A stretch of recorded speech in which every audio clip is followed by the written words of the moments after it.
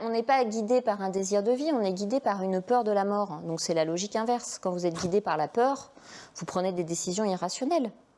Quand vous êtes guidé par le désir, vous construisez un chemin. Ça montre bien à quel point le confinement tue. C'est-à-dire qu'enfermer de force des gens bien portants ne peut et ne pourra jamais, à mon sens, être défini comme un remède. Là, les dégâts collatéraux, on s'en fout. Des enfants qui se jettent par la fenêtre, on s'en fout. Il y a un mort en réa.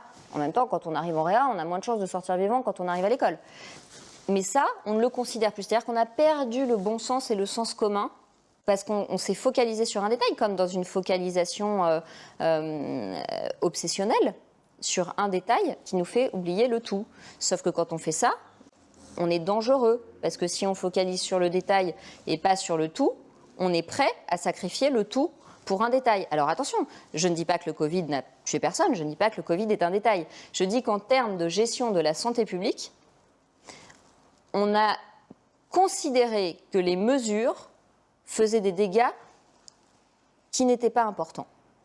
Or, je suis désolée, mais la quantité de dépression, de passage à l'acte, de troubles alimentaires, de recours aux benzodiazépines chez des populations qui n'en prenaient pas, de recours aux antidépresseurs chez des gens chez qui ça va laisser des séquelles en grandissant, parce qu'à 17 ans, on ne doit pas prendre des antidépresseurs, le cerveau est encore en pleine croissance, c'est pas la meilleure idée. Si on ne peut pas faire autrement, on le fait, mais enfin, c'est pas la meilleure idée.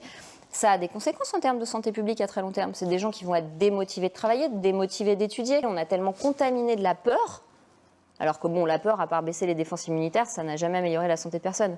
Que maintenant, on a des gens qui effectivement ont peur de vivre normalement, ils ont peur de leurs besoins. Moi j'ai une patiente qui a Parkinson qui est à l'équerre, elle avait honte d'avoir besoin d'aller chez le médecin parce qu'elle n'osait pas déranger son médecin qui avait du Covid à gérer.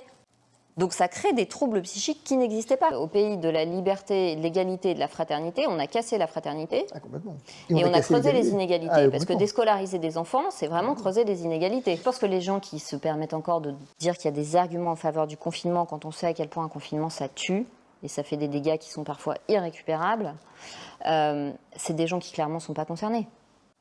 Ah, complètement. Confiner les 10 jours dans une pièce. Pascal disait le drame de l'homme, c'est qu'il ne sait pas être seul dans sa chambre. Mettez-les seuls dans leur chambre pendant 10 jours, sans interaction, sans travail, sans sport, ils ne seront pas pour le confinement.